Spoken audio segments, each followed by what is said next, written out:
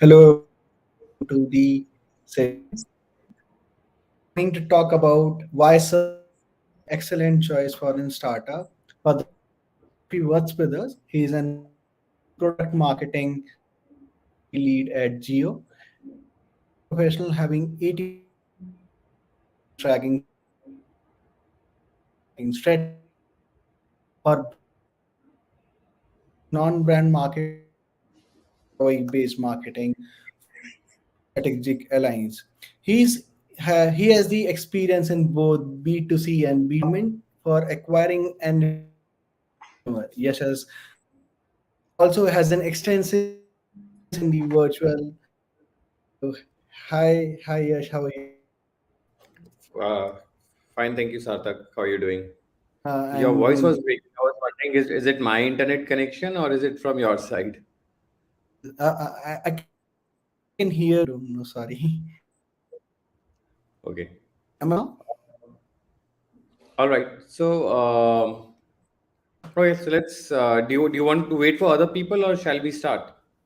Let's start this conversation. Maybe more folks joining us.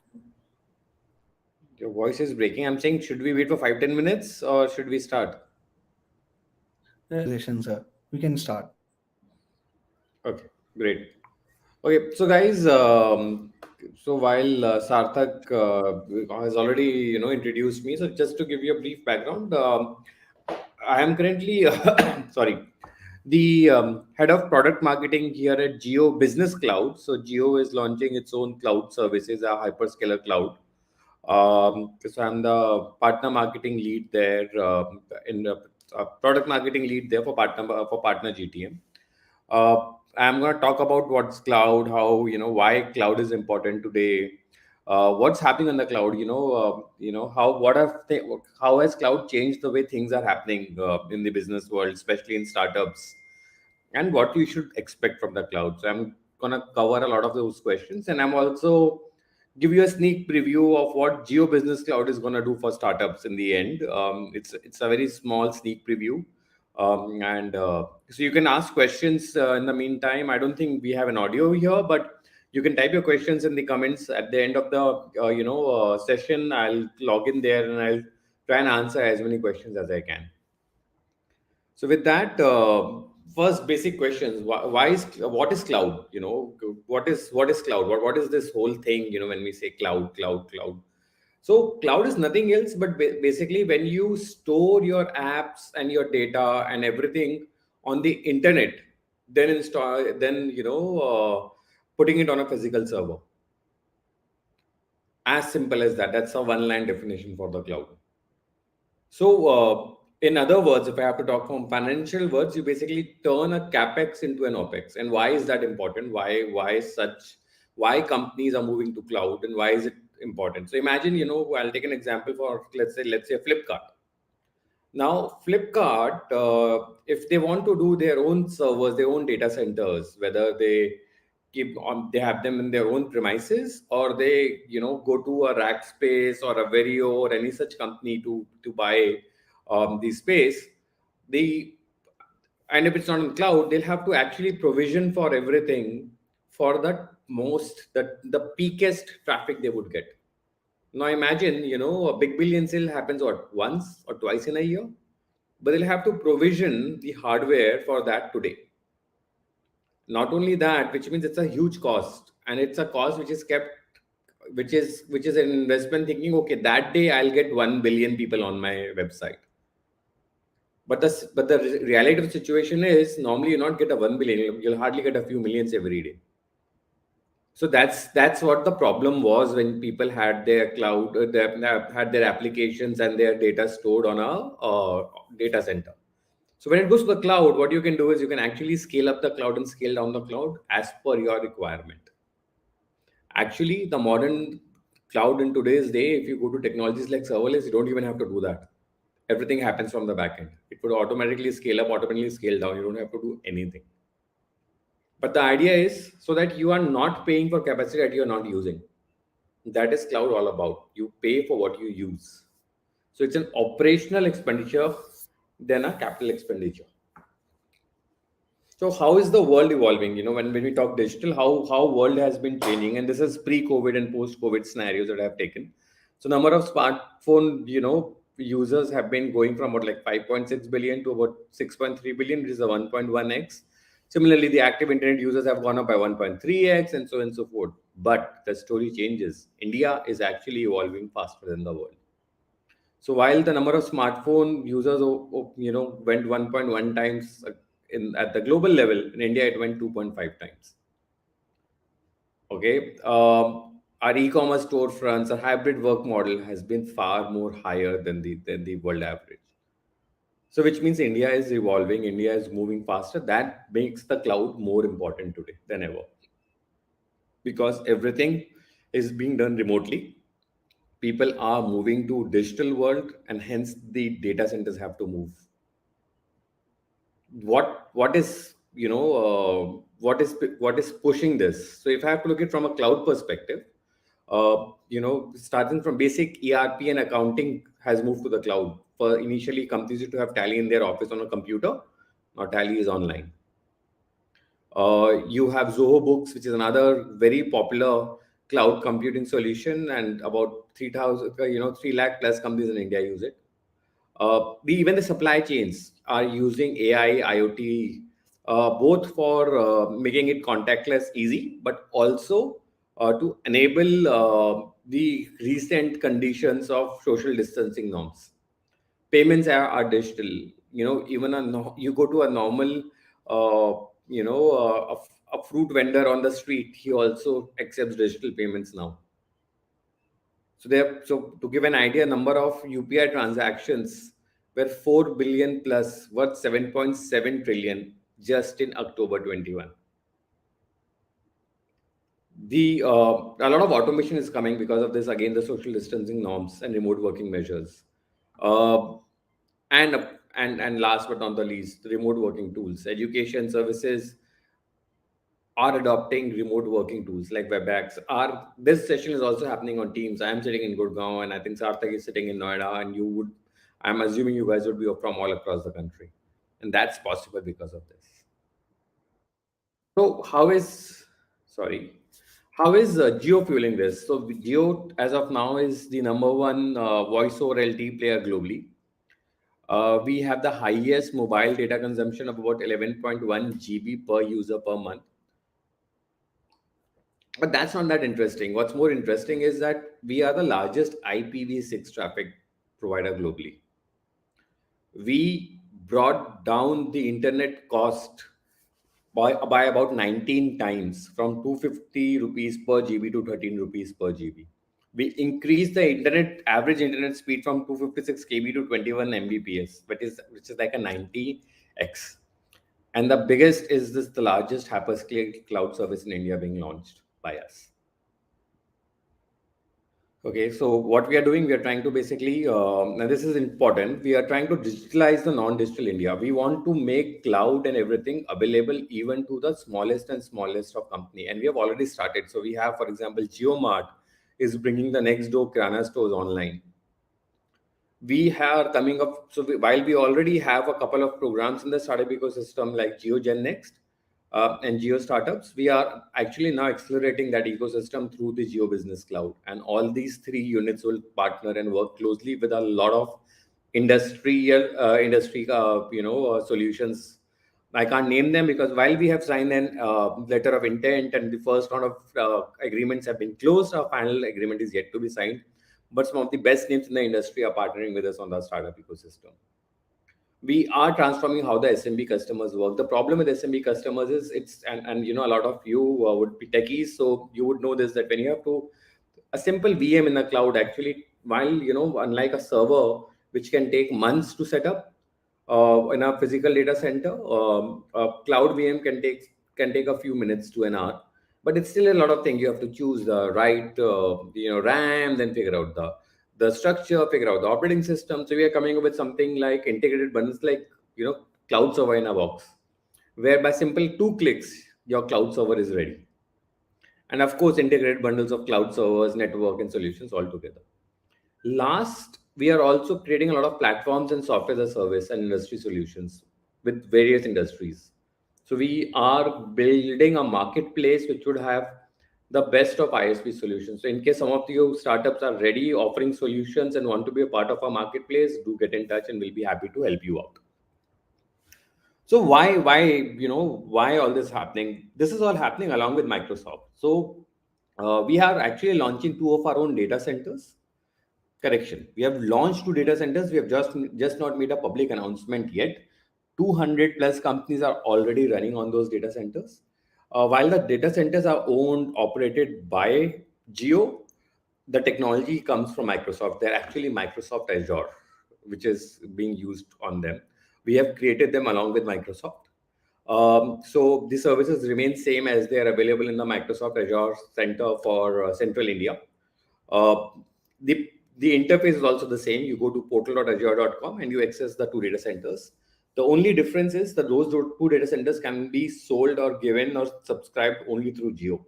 They cannot be subscribed through Microsoft. While we can give you a subscription for all Microsoft data centers all across the world, not only the three in India. So we also have a cloud. We are also a CSP partner. So the partnership which happened because of Mr. Mukesh Ambani meeting with Mr. Satya Nadella when he was in India last time, it basically is a multi-front thing. We are co-innovating a lot of solutions with Microsoft. Microsoft is, and we all, both have a buyer and a vendor relation with each other. We buy services from Microsoft. Microsoft buys services from us. We are doing, like I said, it's a strategic cloud partnership. The cloud data center is owned and operated by Geo, but while it has been, it was created with Microsoft. And it still runs Microsoft Azure on it, which means world-class Microsoft Azure technologies, but at, at India prices. So this is how it's gonna be. For example, so like I said, it's built for India by India's largest service provider, Geo. We have two dedicated centers, which is Jamnagar, which is, we call it Geo West, and Nagpur, which is Geo Central. In terms of security, we have the highest level of data security and residency, most of the certifications and compliances. The best part is that because we are an Indian hyperscaler, and while we are running Microsoft Azure, we confer to India laws. We confer to all India laws. We don't confer to laws for any other country. And because of them being in two different seismic locations, you have the best data recovery solutions available in the country right now. Okay, like a state of the art, built on Microsoft Azure infrastructure and all kinds of solutions from VMs to IoT to data to AI, everything is available on it. While so what is Geo Business Cloud? This small slide explains everything. That so we are, so we have the topmost layer is the tech and platform, which is Microsoft Azure. We also have a partnership with Google Cloud in the works. We are creating the largest private cloud with Red Hat. We also offer Microsoft Office solutions, and all these multi clouds can be managed through our HCMP, which is a hybrid cloud management system. Uh, what we are offering is geotized services. We are offering first-party services, which is GeoMeet, EasyGov, Hitune, Reverie, Radis, Zedinga, and multiple. These are companies which Geo either acquired or has incubated itself. We are coming with a lot of vertical ISV and horizontal ISV solutions for various industries. And last but not the least, we're creating the industry clouds right now. And on top of this, we have security and compliance, well best, we are MATI registered, and so on and so forth. So I'm just rushing through what Geo is doing because that's not what the session is all about. The session is all about basically, talking about what is changing on the cloud. And the reason I brought the Geo slides up is to basically tell you that, a lot of innovation is happening this side of the world as well. Indian companies are now providing solutions which is world class. So why Geo? Basically, Geo Connect plus Geo Azure together, unique alliances with Microsoft and Google. Now this is very, very interesting. Normally, a cloud service provider, hyperscaler, provides you only 3-year based commitment commercial contracts, which we call as reserve instances, RI. And RIs are all only available on VMs, which is like the first layer when you come to the cloud. What Geo is offering up to 5-year commitment, Also, we are doing it across offerings. So whether you are on containers, you are on serverless, we can still give you a 5-year price commitment, and we can do it on multiple cloud. We are a one-stop shop combining cloud, network, mobility. We have the largest customer database, largest sales team, and geocenters. So for example, if some of you startups are having your own solutions, and this is where our marketplace and tie up with us becomes important, because we have almost a sales guy every pin code in India.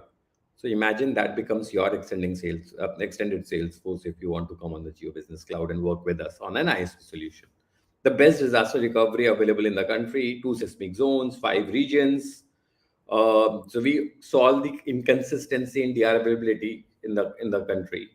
I've already talked about the HCMP. I've talked about the cloud security as well, and the geo marketplace. So with that, let me come to what are actually how Azure cloud services work. And now I'm not gonna, while the first part sounded like a sales pitch, I'm not gonna do that anymore. I'm gonna talk, why cloud has to be reimagined and why things are changing on the cloud. So when people started on the, because these are the, this is a synopsis of various services which are available on cloud. This is just a synopsis. Number of services are even higher. You have scripts available on Azure on AI that you can just pick and use. For example, uh, try downloading an app known as Seeing AI, which uses our visual cognitive APIs, where you can actually pick up that API and start plug and play. It's as simple as that. It can recognize people, it can recognize text, it can do a lot of stuff. So all those things are available. So if I have to look at, we start have everything which starts from compute to mobile to data and storage, analytics, IoT, media and CDN, and very important, identity and access management. Azure Active Directory is like a one-stop shop to solve for everything which is access required in your company, whether it is internal, external. You can do everything using the Azure Active Directory. And then you have management and security, which is Azure Portal, Scheduler, automation, log analytics, Key Vault, the security center. A lot of developer services are available, which starts from the Visual Studio to Azure Dev Test Labs, the Visual Studio application insights, the Hockey app, and developer tools. For startups, these things become very important. Using Visual Studio Team Services, Azure Dev Test Labs, and Visual Studio Application Insights, you can actually call out updates in days, no longer in weeks. You can use Hockey app to basically get your premium users to test the beta version first, the end users. And of course, a lot of developer tools available, both first party, second party, and third party. So how has the cloud evolved? And this is what we're talking about, right? Reimagining the cloud. So it has evolved. The first part, we were only talking about the IaaS, which is infrastructure as a service, where you basically do a simple lift and shift, get everything on the cloud, and that's it. So if your app was running on, say, on your on premises, on a shared hosting or on a dedicated hosting, or in your premises, it's you just move the code, put it on the cloud, and that's it. And you have compute, storage, network security, and containers as a part of the infrastructure as a service. Now companies are moving from here to here, which is platform as a service, where they don't want to work on the compute anymore. They don't want to worry about whether I have to scale the VM up, scale the VM down. They want everything to be done automatically. So they move to PaaS, and they use data analytics, AI, serverless, these technologies to do it much faster. And I'll share how faster it is in the coming slides. Third, what companies are also using on the cloud is they are actually started using ERP, CRM, email, and collaboration using a SaaS platform. They no longer want to develop them. Imagine, I imagine like 10 years back, I was working with Naukri. We had a office, server in, Microsoft Office server, and everything used to work through that. Now it's all Office 65. It's all on the cloud. Same services, actually better services, but easy, single click. And then the next step is building an ecosystem of a marketplace where vertical ISV solution providers come and provide their solutions. For example, let's say you are a company and you want to implement a HR system in the company. You no longer want to develop it yourself. You'll take it from an ISO which is doing it, implement it so that the updates and everything come free. But where the cloud is really shifting is the last one, which is the industry cloud, which are solutions made for business outcome basis the industry you are in. So if you are developing products right now, develop them thinking about an industry cloud. Everything else is going down. This is like 3 to 5 years ago. This is 1 to 2 years ago. This is, yeah, these two are current, but this is where the world is going. Every company, even government is now moving to industry cloud. We call that a government cloud, but it's the same thing. So how does this work? How do you choose which one you have to be? So the development models are very simple. It is, if you're on premise, the easiest thing is migrate, come to the server. It's simple lift and shift. You don't do a lot of changes. If you have to modernize, you move to serverless, where you modernize your application, you re-architect it, you rewrite your codes. The last is innovate. Move out from there. Get software as a service, get ISV solutions, bring them in. Most of you might be using solutions like Mantis or Jira to do your coordinate work. That is all, using the last leg. You're not developing that anymore. This is how the journey has been. And like I said, on premises to IaaS, lift and shift, no code changes. You change it to containers and PaaS, you have to make a little bit of code changes. But here where the world gets crazy, the microservices architecture and serverless, you have to really re-architect and rebuild everything. That's true. But then everything is automated for you.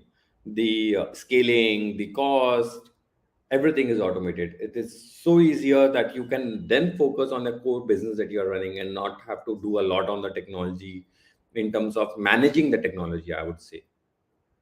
You have to still optimize, keep optimizing your apps, do that. But you a lot of other people that would be doing a lot more things in managing your VMs, they can move to managing the architecture.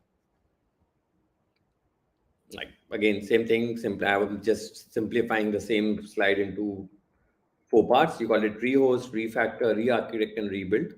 So rehost is when you do a lift shift, you just change the host. Refactor is mm, make a little bit changes and use containers and DevOps.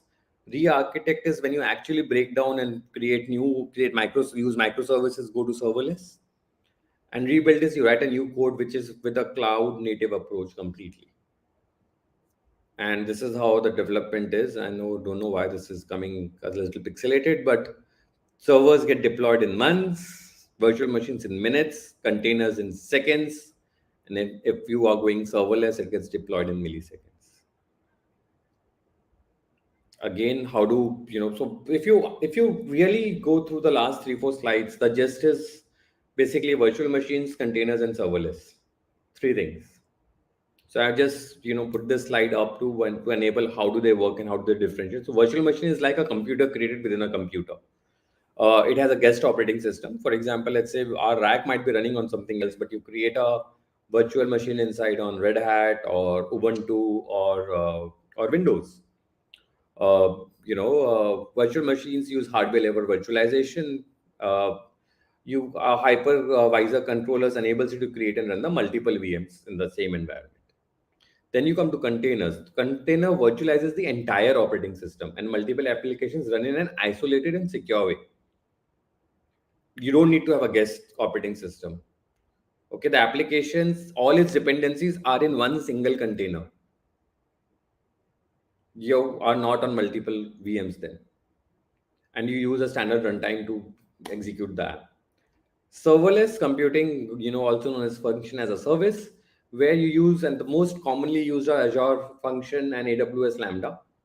The application is broken down into separate functions that run when triggered by some action, and you only pay for processing time by used by each function. That's it. In a VM, you pay till the time the VM is up and running, and then you pay for the traffic, you pay for everything else on top of that. In serverless, you pay only when your script runs, otherwise, you don't pay at all. So, this is how you reimagine. You move from a virtual machine to containers. Once you're ready, you move to a serverless. If you're writing a new code, I would suggest go for serverless straight away. Some more services that are available on Azure that you don't have to really rebuilt, and which is very important for any business. And that's what I was saying. Reimagining cloud. It is no longer about virtual machines. So Azure Synapse is a service which can be used for analytics. Whether you have data on-prem, you have data on cloud, you have data which is on different applications that you have taken, at the third-party applications that you are running or using, or it's data which is currently streaming from your application. You can use all this, use your Azure Data Lake storage, and then use analytics runtimes and a Synapse Studio to have a unified experience on all them in terms of integration, management, monitoring, and security. And on top of that, use the Azure machine learning APIs and use that to teach this data and call out a report in a Power BI. So from all different sources, you have data coming into one source, which can help you make your business decision, which can help you, correct course much faster. The other service which I've just covered a little bit, I mentioned, is Azure Machine Learning Service. Again, this is how you reimagine cloud. You go beyond the traditional. So here, whether your data is structured or your data is unstructured, all them can flow into one system. That system can call out. You use apps like Azure Kubernetes Services or use SQL DB predictions and find your analytics out in an Azure Arc. And you can build, deploy this at scale and do it very fast. It does not take months. It takes maximum a week or a few weeks. And you can bring your IoT edge, which is there. You can actually accumulate everything at one place using Azure machine learning, and it can do predictive modeling for you as well. Again, coming back to the same slide, like I said, IaaS, PaaS, SaaS, and I've spoken about IaaS, PaaS. I touched base on SaaS. Marketplace is basically getting all the vertical solutions at one place where you can play. Industry cloud, which is the which is what I said is like the next level. So I'm gonna talk about it on a few more slides. So why industry cloud? So Gartner analysts say that 85% of organizations in the world are going to embrace a cloud first principle by 2025. Okay, and they're gonna execute a digital strategies without they are not gonna execute their digital strategies without being cloud native architectures and technologies, which means they'll think cloud first, and they'll think cloud first, and all the digital strategies will flow accordingly. There would not be a business strategy without a cloud strategy. The cloud adoption barriers are being lowered. For example, what Geo is trying to do with the Geo Business Cloud is the same thing. We are trying to bring down the cost a lot. We are trying to bring down all barriers, even the technical barriers, by offering services like the cloud server in a box, security in a box, VDI in a box, IoT in a box, that people can just plug and play. They don't have to, be extreme experts to run it. Okay, and we also have containers in the box, by the way. So, which means this would be easy. Companies can adopt cloud much faster. The environment will be ready to use with tools and services. This part is important, tailored to specific vertical operational requirements. Now, the vertical operational requirements is different for different industry. What BFSI needs is different from what a manufacturing industry needs, or what an ITS industry needs, or what a retail industry needs. So the cloud has to be specific for that industry. So while we'll have some horizontal solutions like maybe a HRIMS, HRMS can be common for all the industries, but then a logistics solution might be there only for retail. So that's how the industry cloud is gonna evolve. Innovation is going to be very fast, cost is going to be lower, reduce the would be reduced, and then there has to be industry standard APIs. Companies can connect much easier, faster, and so on and so forth. Industry insights and benchmarks through data aggregation from multiple clients. So if I go back to this slide where I was talking about analytics, this becomes very important. You have multiple sources, and from that multiple sources, you should be able to get the data. So the industry cloud would enable and have machine learning already implemented for that industry. So you don't have to reinvent and first teach the algorithm. So key players are traditional hyperscalers and traditional IaaS and PaaS players like AWS, Azure, GCP, and Oracle. They are now focusing more on their vertical strategies.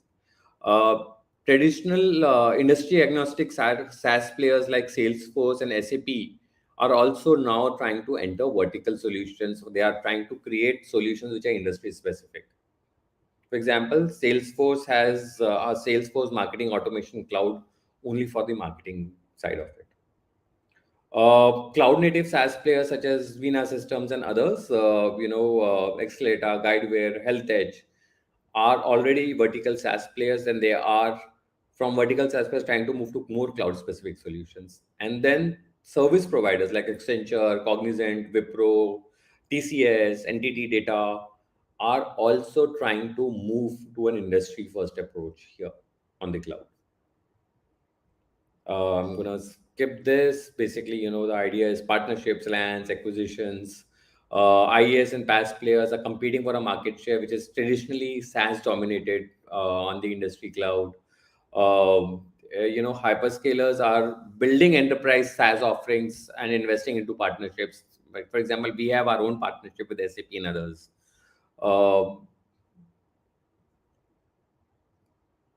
So what's the structure of this next level of the industry cloud? So at the bottom you'll have the connectivity layer. Now I have said Geo Fiber and Geo 5G to be, to be loyal to my company, but it can be any other internet service provider as well. But this Geo 5G or Geo Fiber or or similar service providers would provide the basic layer, which is the connectivity layer. On top of this, you'll have the application layer where horizontal industry applications like SAP, Salesforce, or industry specific apps like core banking, core insurance, now floats, SASE ERP would be there. And they'll use one of the cloud technologies, which can be from IaaS, PaaS, data, AI technologies to security. And this becomes, and then on top of it, become the personalization here, where they do it personalized for the industry, which would be related to the industry compliance, industry value chain. For example, for BFSI, a lot of compliance are there for every country, so it would be there. And then, for some industry offerings which have limited customizations like Dynamics or Salesforce for banking industry or SAP Bill or Pay for Power companies would also be implemented at this layer. On top of this, we'll have the integration layer where you'll have APIs like Aadhaar Vault, account aggregator platform, or UPI payment gateway, which would get integrated with this application. And on top of that, we'll have the customization layer, which is personalizing your dashboards, reporting, analytics, using AI, connecting and integrating with core systems, and so on and so forth. So yeah, so like I said, we are doing something very, very innovative for the tech startups. So our program for startups, which would the Geo Business Cloud program for startups, would be into three buckets. You'll have the Rising Star, which is either into ideation or in a early customer traction phase. They are self or seed funded and basically 0 to 18 months from the date of inceptions. Then we'll have the shining stars, which are in early customer traction to growth phase. They might be self or seed funded to about to Series A funding and would be less than 4 years from inception. And then we have the superstars, which are in growth to mature phase. They are self and they would have been seriously Series B funded and at least 3 years onwards from the date of inception. The program highlight is like, so one, we welcome all funded, non-funded, ideation to skill stage. All of them are invited. We have a will have a very, very comprehensive environment for startups to be successful. Enterprise gate technology infrastructure, and enablement by industry majors. And imagine the biggest names in the industries, we have already partnered with them for this. We have a business accelerator support program, which includes mentoring, funding, helping you with POCs. We want to get you to market faster with our geo business and alliances. We want to support hiring and skilling from industry majors. We already have a partnership here again to help you for hiring and skilling. And what we want to offer you from the Geo Business Cloud is an easy start, a lower total cost of ownership. We are going to offer a freemium offer, which from Geo Business and our alliances, which may include unlimited, cloud usage for the first year and a very sustainable cost after the first year. And apart from all this, remember, Geo, we have a sales guy in every pin code in India. So startups get an opportunity to partner with us and to help realize the digital India vision on ground. So with that, I think I come to end with my presentation. These are my coordinates if anybody wants to note them down. And I'll minimize this, stop sharing, and let me see the questions. Yes, Puneet, serverless is the future.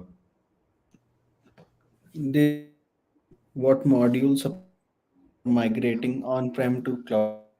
So Divyasam, we have various services available. We also have a division which is we call as managed services.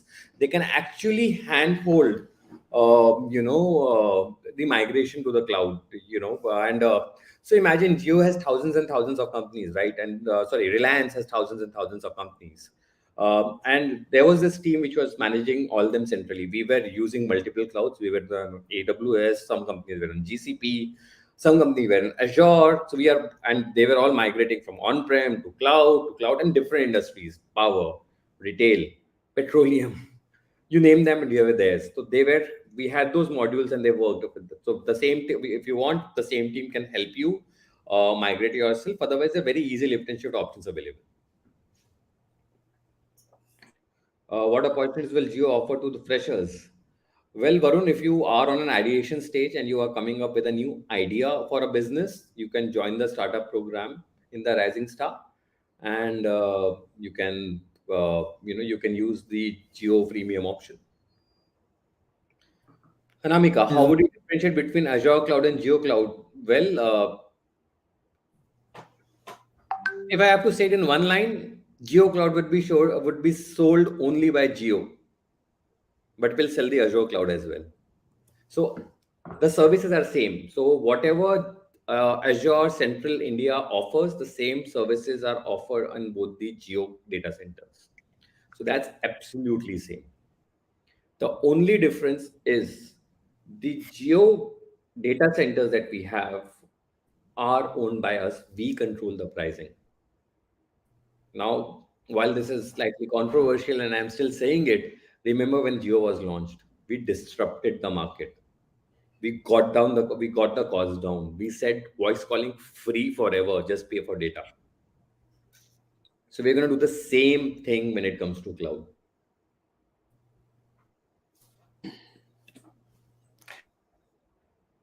we don't have more. Thank you, sir, joining us Thanks, Sarthak.